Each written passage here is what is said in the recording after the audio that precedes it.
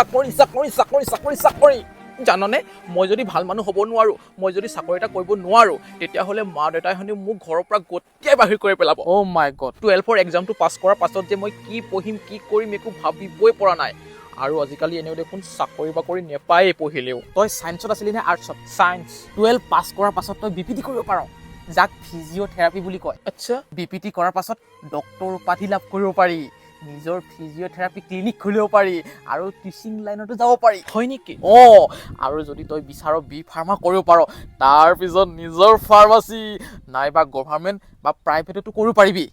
BSc nursing কৰিলে মজ্জা কিন্তু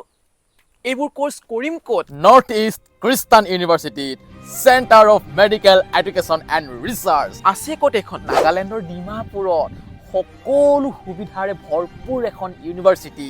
সেপাৰেট হোষ্টেল আছে বয়জ আৰু গাৰ্লছৰ বাবে 24/7 পাৱাৰ বেকআপ আছে ফ্ৰী ট্ৰান্সপৰ্টেশ্যন আছে কিন্তু পঢ়িবলৈ ইমান টকা পাম ক'ত এনেও দেখোন আমাৰ ঘৰৰ অৱস্থা পাতি একেবাৰে বেয়া চিন্তা কেলে কৰিছ তই এডুকেশ্যন লোনৰ বাবে তেওঁলোকে তোক সহায় কৰি দিব হেল্প কৰি দিব গম পাইছ নাই লগতে জব তেওঁলোকেই বিচাৰি দিব সঁচাটো আৰু এই ইউনিভাৰ্চিটিত বেলেগ ইউনিভাৰ্চিটিতকৈ বহুত কম খৰচতে তই কৰ্চ কমপ্লিট কৰিব পাৰিবি আৰু যদি কিবা ভালকৈ জানিবলৈ বিচাৰ তেতিয়াহ'লে